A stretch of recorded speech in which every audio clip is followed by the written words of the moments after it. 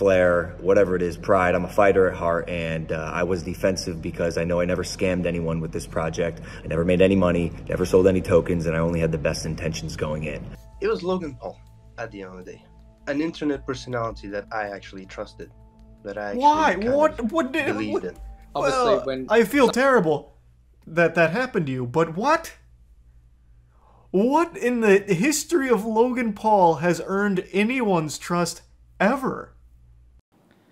Halo semuanya guys, balik lagi sama gue Aldo di Detektif Aldo, dan pada video kali ini gue mau ngebahas soal seorang internet superstar yang selalu kontroversial ya dari dulu sampai sekarang, yang bukan lain adalah Logan Paul ya. Jadi dari mulai bikin video YouTube, ngeprank orang gitu ya, bikin onar di Jepang, sampai drama tinju sama Floyd Mayweather aja udah dilakuin sama ini orang ya. Dan kali ini masalah yang dia bikin itu udah bukan sekedar ngeprank gak jelas doang, tapi memang udah masuk ke ranah hukum dan ngerugiin harta penonton dia dengan jumlah yang bener-bener gede banget. Yang bahkan nilainya itu sampai lebih dari 3 juta US dollar nih. Jadi cerita ini, orang ini kan punya project game gitu ya, yang memungkinkan pemainnya tuh untuk earning alias ngasilin duit. Tapi bukan yang ngasilin duit, game yang dinamain CryptoZoo ini itu malah hilang gitu aja, rug pull. Gamenya nggak bisa dicairin duitnya, sedangkan duit investor itu udah masuk semua dan jumlahnya itu sampai jutaan dolar. Dan yang lebih menarik lagi, ini kasus yang mungkin jadi salah satu penipuan terbesar yang dilakuin sama public figure. Dibongkar sama siapa? Sama YouTuber juga, lo bayangin. Jadi emang seru banget kasus penipuan yang satu ini. Jadi kalau misalnya kalian udah mulai investasi sama dia, ya harusnya kalian sekarang udah kagak bisa tarik duitnya lagi ya. Tapi nggak apa-apa kan, yang penting kita udah nyumbang ke artis-artis ya kan, lumayan ya, mereka dapat duit ya, bisa pamer harta lagi gitu kan. Jadi kita bisa lihat konten-kontennya terus gitu. So mari kita langsung aja masuk ke kasusnya, and let's begin the case, guys. I lost myself. I waited still for a glimmer to arrive. I know it will. Oke, Logan Paul lagi. Emang ini orang pecah ya. Memang kayaknya ini orang harus selalu ada gitu ya masalahnya ya, hidupnya ya. Tapi yang kali ini mau gue bahas itu cukup major kesalahannya, karena jatuhnya udah masuk ke penipuan. Atau bisa dibilang ini orang ngebuat investasi kripto bodong lah, kayak yang udah gue bilang di intro tadi.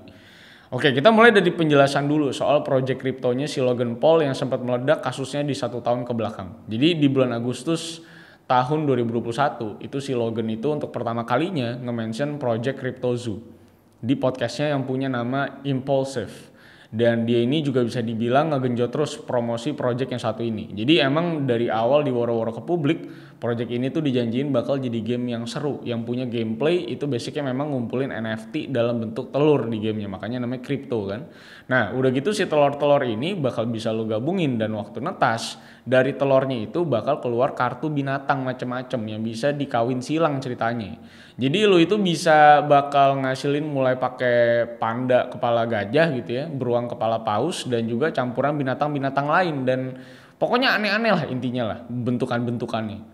Dan lu bisa pakai buat crossbreeding gitu. Nah dari keunikan hasil masing-masing gacha tadi, di situ juga lu bakal bisa ngejual itu kartu-kartu binatang, dan harganya bakal ditentuin sama 5 kelas rarity alias kelangkaan tiap kartunya. Dan kartu yang lebih langka itu bakal ngasih token yang lebih banyak. Dan gak sampai di konsepnya yang menurut dia cukup wah, si Logan ini juga selalu gembar-gembor di podcastnya kalau ini game tuh beneran dibikin sepenuh hati. Dan bahkan sampai ada 10 artis yang ngerjain art dari game ini. Makanya keren dong kedengarannya. Apalagi kalau sampai 10 artis yang hands on, kan seharusnya oke lah ini game secara visual dan artnya pastinya. Dan marketing dari ini orang juga bisa dibilang berhasil, karena animo dari penonton dia itu bagus banget. Banyak banget orang yang nanya-nanya soal si CryptoZoo ini, dan bahkan ada juga fans selama dia yang jadi tertarik karena ini orang kayaknya udah mulai bener gitu. Dan sampai-sampai dia itu dianggap lagi ada di fase redemption arc. Karena kan sebelum-sebelumnya ini orang kan bermasalah terus ya. Dan di 2 tahun kemarin tuh memang lagi agak tobat dan jadi good guy gitu ceritanya. Makanya orang cukup optimis gitu. Dan gak cuma sampai di reaksi penonton luas doang yang cukup bagus, karena dia udah mulai waras sedikit. Tapi fans dia yang militan juga bisa dibilang makin keras dan percaya banget gitu sama omongannya si Logan ini. Makanya dengan segala promosinya dia di podcast, ngomongin kalau ini game tuh memang seru banget, udah gitu bisa dapetin duit juga, dan terlebih lagi di tahun 2020-2021 itu kan kripto dan per NFT-an tuh lagi meledak-ledaknya, makanya project si Logan yang satu ini bisa benar-benar meledak banget dan berhasil buat ngedapetin rasa FOMO-nya masyarakat, terutama penonton-penonton setianya ini orang.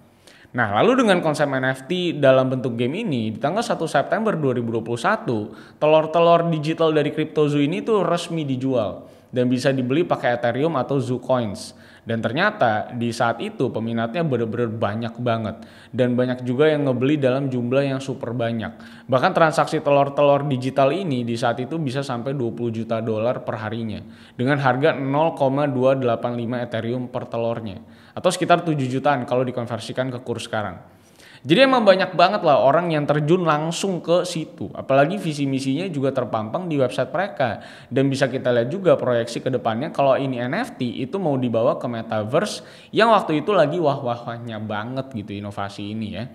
Tapi kalau kalian melihat roadmapnya ini project di websitenya, harusnya kalian sadar kalau di situ ada sesuatu yang tidak wajar. Nah pertanyaan kenapa tidak wajar? Karena kalau kita balik lagi ke omongannya si Logan waktu dia promosi, dia kan sempat bilang kalau dia tuh ngeluarin $2 jutaan buat ini project. Tapi bisa lo lihat sendiri, ini website aja itu bener-bener biasa banget. Udah kayak websitenya portal-portal perpustakaan gitu rasanya pas gue lihat. Jadi bukan sesuatu yang menjanjikan gitu kalau dilihat dari websitenya. Dan dari sana akhirnya si gamenya itu sendiri ya rilis di Hatch Day alias hari penetasannya di tanggal 3 November 2021 secara resmi. Tapi apa yang kejadian? Ya bisa dibilang Amsyong itu yang udah pada invest di telur-telur itu. Kenapa Amsyong? Nah, lu lihat sendiri gimana ceritanya itu NFT yang katanya bakal ngeluarin hybrid exotic animals, malah cuma nunjukin stok-stok foto yang bisa kita semua cari di internet ya. Sedangkan ini orang-orang yang invest itu bahkan bisa keluar sampai ratusan ribu US dollar buat game yang katanya dibuat serius sama si Logan ini. Selain NFT-nya yang jelek banget juga secara art, konsep play to earn dengan ngejualin koleksi langka juga nggak pernah berjalan sejak awal perilisan. Karena ternyata itu gamenya juga udah banyak banget bugnya gitu dan kayak nggak bisa diapa-apain gitu gamenya. Jadi lu bayangin aja, ini produk utama yang dijual sama si Logan itu memang malah tidak works, yang sudah diworo-woro gila-gilaan. Dan ya berarti kan ini orang sebenarnya jualan apaan? Kalau core mechanics dari game yang dia jual aja, itu sebenarnya juga nggak bisa dijalanin sesuai janjinya. Nah terus pertanyaannya sekarang, apa responnya si Logan dengan keadaan yang udah kusut kayak gini? Dan di bulan itu juga gak sedikit investor yang keburu rugi gede juga. Karena telat ngejual dan udah jatuh banget harga Zoo Coin ini justru malah pas setelah perilisan. Dan jawabannya itu ya dia kabur ya kan. Karena setelah itu proyek ternyata fail, si Logan ini akhirnya benar-benar nge-stop semua marketing dan promosi yang biasanya dia lakuin. Dan tim support yang dikejar-kejar sama para investor itu juga cuma ngejawab kalau servernya lagi down. Lagi perbaikan lah. Dan pokoknya alasan-alasan yang template aja buat jadi jawaban protes orang-orang. Dan si Logan sendiri juga dari yang awalnya itu di tiap kesempatan dia pasti ngomongin soal perkriptozuzuan ini. Di waktu-waktu itu dia juga langsung mingkem dan sama sekali gak ngomongin kriptozu sama sekali lagi. Dan dia itu malah ngegambar-gemborin launching project dia yang lain. Yang padahal waktu itu para investor udah pada ngarep kalau dia tuh bakal ngebenerin si kriptozu tadi sesuai dengan janjinya. Dan dari sana, kalian tahu apa yang si Logan Paul ini lakukan? Dia playing victim coy. Jadi waktu itu dia ini ngaku kalau sebenarnya dia sama timnya itu udah kerja keras banget buat si CryptoZoo. Tapi di tengah jalan itu mereka memang kena musibah katanya. Karena developernya ngebawa kabur source code dari si CryptoZoo-nya itu sendiri. Dan si developer yang katanya kabur ini minta uang tebusan $1 juta buat balikin itu source code. Jadi intinya source code itu simpelnya buat bikin itu game lah intinya. Jadi kalau itu nggak ada ya nggak bisa diapain gamenya. Ceritanya gitulah source code. Dan dengan ini seharusnya kan berarti udah ada dong solusi buat semua kekisruhan di project ini. Ya udah bayar $1 juta ya gitu kan. Yaitu dengan memang ngelakuin negosiasi ke si developer yang kabur ini. Atau paling worst case-nya ya bayar $1 juta tadi di rekening Logan Paul kan pasti ada dong $1 juta gitu kan. Tapi ceritanya ini baru dimulai di sini justru. Waktu ada seorang YouTuber investigasi yang namanya CoffeeZilla. Dia nyari tahu soal masalah sebenarnya dari project CryptoZoo ini. Karena setelah dia ngoprek-ngoprek informasi soal orang-orang di belakang CryptoZoo, akhirnya si CoffeeZilla ini bisa nemuin kontak developer kabur yang katanya minta tebusan $1 juta. Dan si CoffeeZilla ini kan nanyain soal pendapat dari sisi si terduga pencuri ini. Soal apa yang sebenarnya menurut dia itu kejadian. Dan jawabannya itu ternyata si developer yang disebut Z ini nggak dapat bayaran sepeser pun dari si Logan dan timnya. Sedangkan pekerjaannya itu udah setengah jalan. Udah gitu dia juga ngebuang resource sekitar $50.000 per minggu. Dan yang paling penting, dia juga punya 30 anak buah yang harus makan dan digaji, yang juga harusnya digaji dari proyek ini. Makanya gak heran kalau dia ini akhirnya milih buat ngebawa source code dari si CryptoZoo itu sendiri dan ngelakuin negosiasi sama si Logan. Jadi memang bukan serta-merta dia ngebawa kabur itu source code dan minta tebusan, tapi memang ada kasus di belakangnya. Terus kalau tadi itu dari sisi developer Z, ternyata masih banyak juga sisi lain yang memang jadi faktor pendukung kalau si Logan ini emang beneran nge-scam para investor dari CryptoZoo. Dan faktor-faktor pendukung ini semuanya dikupas habis sama siapa? Ya sama si CoffeeZilla tadi. Jadi walaupun ini orang tuh cuma YouTuber, tapi resource dan hasil data yang dia dapat itu cukup gokil menurut gua. Karena ini orang ngabisin 1 tahun buat ngeriset kasus ini. Dan dia itu akhirnya bisa ngedapetin banyak banget bukti yang cukup konkret buat ngelawan skema penipuannya si Logan dan teman-temannya. Karena bahkan selain dari ngomongin betapa nggak adilnya proyek ini ke developer, ternyata yang ngejanjiin bayarannya ke si Dev Z ini bukan si Logan, tapi seorang pria namanya Eddie, yang janjinya itu bakal ngasih uang $1 juta dan juga 5% dari token yang ada nanti. Dan pertanyaannya itu kan siapa si Eddie ini? Sampai bisa punya andil buat ngejanjiin bayaran segitu gedenya buat developer. Jadi ternyata si Eddie ini itu katanya lulusan IT dari Massachusetts Institute of Technology alias MIT. Udah gitu dia katanya kerja di CIA. Dan bahkan ini orang juga ngaku pernah nge-track lokasi teroris bareng sama lembaga pemerintahan. Jadi goks ya ini orang ya. Udah ceritanya kan kelas James Bond gitu ya. Tapi dengan prestasi yang udah kayak James Bond tadi, terus kenapa ini orang gak ngebayar developer sama sekali dan malah nipu gitu bisa dibilang. Dan ini dijawab sama investigasi yang dilakukan sama Adam Robb, seorang investigator yang nyari tahu soal kebenaran dari segudang prestasinya si Eddie tadi yang dia sebutin sendiri. Jadi ternyata setelah ditelusuri, dia itu ternyata scammer. Yang semua prestasi yang tadi gue bilang itu memang nihil semua. Dari mulai lulusan MIT yang gak mungkin, kerja di CIA apa lagi. Atau bahkan apalagi nge-track teroris gitu ya. Kali dia nge-track juga dia ceritain gitu kan. Dan bahkan selain dari kebohongan publik yang dia akuin, si Eddie yang punya nama lengkap Edward Ibanez ini juga ternyata punya riwayat yang gak baik sama catatan kriminal. Karena dia tuh ternyata memang pernah ngutang kartu kredit terus gak bayar. Terus dituntut sama landlordnya dia karena gak bayar selama beberapa waktu. Dan dia juga sempat masuk pengadilan karena beberapa tindak pidana yang ringan. Terus kenapa ini orang yang udah jadi penipu kayak gitu, itu bisa diundang ke seminar, bisa diundang ke acara TV, dan bahkan sampai jadi pembicara di mana-mana. Dan jawabannya itu ya karena ini orang jago nipu. Dan bahkan kenalannya juga banyak orang kaya. Makanya walaupun ini orang itu anggapannya scammer, dia tuh tetap di-hire sama si Logan karena koneksinya ceritanya. Dan sampai sini aja harusnya kebayang seberapa hancur kombinasinya. Dari yang satu si Logan ini juga gak peduli apa-apa selain duit juga. Dan satunya lagi juga si Eddie ini ternyata penipu yang udah ngebego-begoin banyak pihak di ruang publik. Dan gak sampai di situ doang, di tim CryptoZoo ini juga masih ada 2+1 orang lagi. Yang adalah Jeff Levin, manajernya si Logan. Udah gitu ada Jake the Crypto King sebagai advisor, dan juga +1-nya adalah Danny, yang adalah asistennya si Logan sendiri. Jadi totalnya itu ada 4+1 orang yang memang in charge di project ini. Dengan si Logan sebagai foundernya, terus si Jeff sebagai manajernya si Logan, terus ada Eddie yang jadi semacam project manajernya, dan juga ada si Jake the Crypto King yang bertugas jadi advisor. Jadi memang paling minor lah kerjaannya di sini bisa dibilang ya. Dan kalau udah tahu informasi soal 4 orang tadi, mulai dari sini udah mulai memuncak nih sebenarnya masalahnya yang bisa kita cek dari grup chat yang bocor juga ke permukaan. Jadi intinya mereka semua tuh memulai ini di bulan Maret tahun 2021. Ya dimana mereka itu terinspirasi sama NFT lain yang namanya CryptoKitties. Dan awalnya mereka itu mau ngelakuin yang namanya pre-sale token ke para investor yang katanya si Eddie kenal ini. Dan orang-orangnya beneran terkenal semua intinya pokoknya ya. Tapi karena sistem pre-sale token ini tuh bisa aja dikenakan pasal ilegal, makanya mereka itu akhirnya ganti strategi, yaitu dengan ngerilis token secara diam-diam. Jadi pas tokennya udah rilis, cuma mereka doang yang tahu, dan mereka mau beli itu token di harga yang murah banget. Dan setelah beberapa hari, mereka baru bakal ngumumin itu ke publik, biar stong gitu kan. Jadi dari meeting notes yang bocor, seharusnya si asistennya si Logan itu beli sebanyak $20.000. Terus si Logan, Jeff, sama si Eddie itu di $100.000. Dan kalau kalian nanya kenapa si Jeff itu nggak ada di listnya, ya jawabannya karena kerjaan dia itu lebih minor dari 3 orang ini intinya. Jadi emang nggak segitu diperhatiinnya. Tapi walaupun paling kecil, kagak disangka-sangka kalau si Jack yang harusnya paling kecil ini malah cule alias korup ya di proyek ini ya. Jadi kan ini tuh harusnya token rahasia yang cuma mereka doang yang tahu. Tapi tiba-tiba si Jack ini tuh ngasih tahu kalau ada puluhan bot dan orang lain yang masukin sebanyak 250.000 US dollar. Dan waktu dicek soal wallet yang masukin duit banyak di sana, ternyata ada afiliasinya sama si Jack alias The Crypto King ini. Dan bahkan jumlahnya itu ada 2 yang lebih banyak dari yang si Logan masukin. Jadi lo bayangin tuh. Makanya dengan keanehan transaksi ini, si Logan akhirnya mutusin buat bikin token baru dengan nama yang sama dan mindahin semua token mereka ke sana, kecuali si Jack. Yang makanya si Jack ini merasa jadi korban di sini dan dia akhirnya speak up sama si CoffeeZilla lewat telepon.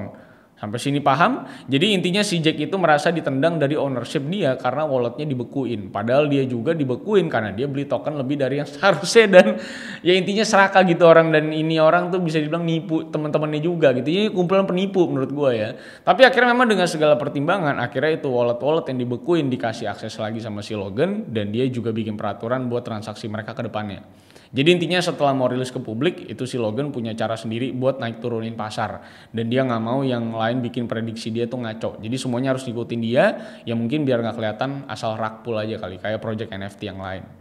Tapi masalahnya ya, walaupun ada aturan tidak tertulis kayak gini, tetap aja yang jadi masalah itu kan ego dan greed-nya gitu ya. Karena kalaupun ini orang-orang dikasih aturan, token yang mereka punya itu nggak di-lock. Dan beneran bisa dijual kapan aja, dengan jumlah berapapun. Dan apa yang terjadi, dijual guys itu tokennya sama si Jack. Jadi ternyata tanpa persetujuan yang lain, akhirnya si Jack itu ngedistribusin tokennya ke banyak wallet kecil. Dan dari wallet-wallet tersebut, akhirnya dia jual ke publik, biar kayak cuci uang. Dan dengan gak heran juga, rakpul ini tuh gak dilakuin sama si Jack doang, tapi sama si Eddie juga. Dasar emang ini Kang tipu juga, ikut-ikutan juga asal rakpul. Dan total token yang dijual sama si Eddie itu nilainya sekitar 1,7 juta dolar. Sedangkan yang pecah itu si Jack, yang ngejual tokennya itu hampir 6 juta dolar, lu bayangin. Jadi emang absurd banget ini kombinasi tim isinya semua penipu dan ingin rakpul. Yang satu memang nusuk duluan terus playing victim, udah gitu yang 2 ini lagi tusuk-tusukan.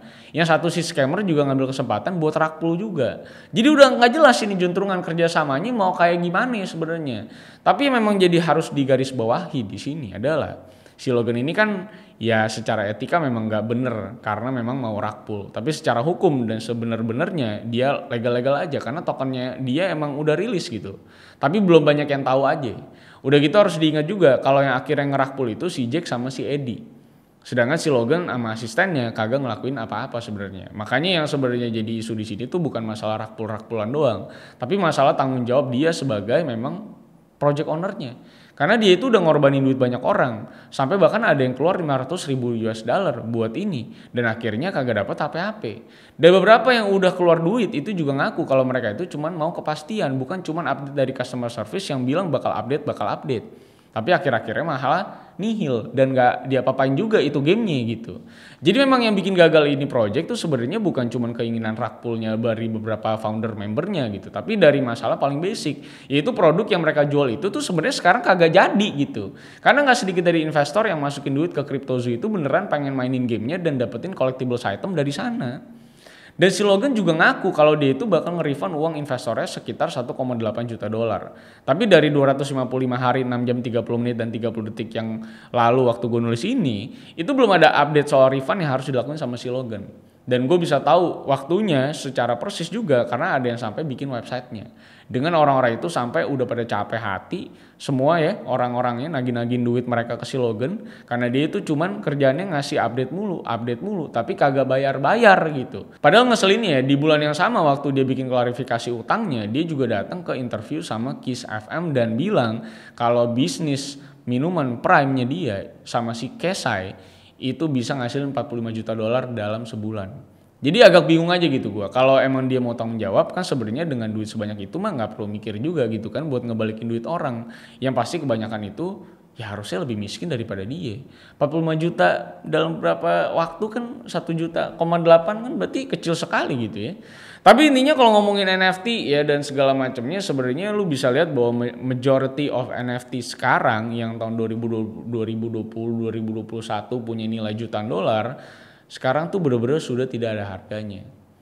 Jadi emang banyak NFT yang mayoritasnya rakpul semua gitu. Dari yang bentuknya monyet-monyetan aja sekarang udah gak ada harganya gitu.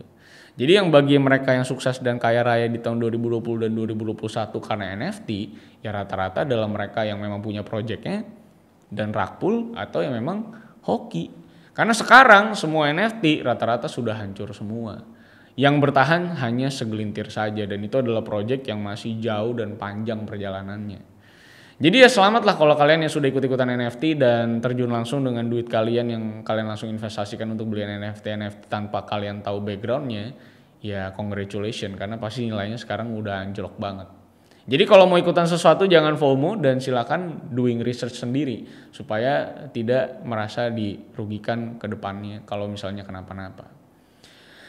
Terima kasih Logan Paul untuk memberikan kami sebuah cerita kehidupan ya para YouTuber luar yang luar biasa sekali dalam branding dan marketing tapi jarang bertanggung jawab terhadap projectnya ya karena artis-artis Indonesia juga banyak yang bikin NFT pada saat itu dan sekarang gimana NFT-nya? Ya kan lu bisa cek sendiri ya. Apa bedanya gitu kan? So terima kasih yang sudah nonton sampai akhir. Kalau misalnya kalian pernah tahu NFT yang ada di Indonesia atau dijual sama artis-artis dan sekarang dampaknya seperti apa dan nilainya seperti apa, silahkan drop di kolom komentar guys. Mari kita berdiskusi seru di kolom komentar masalah NFT yang pernah diciptakan oleh artis-artis Indonesia. Sampai jumpa semuanya, jangan lupa like, share, dan subscribe dan masih banyak hal yang bisa kita bahas. So see you on the next video guys. I lost myself. I waited still for a glimmer to arrive.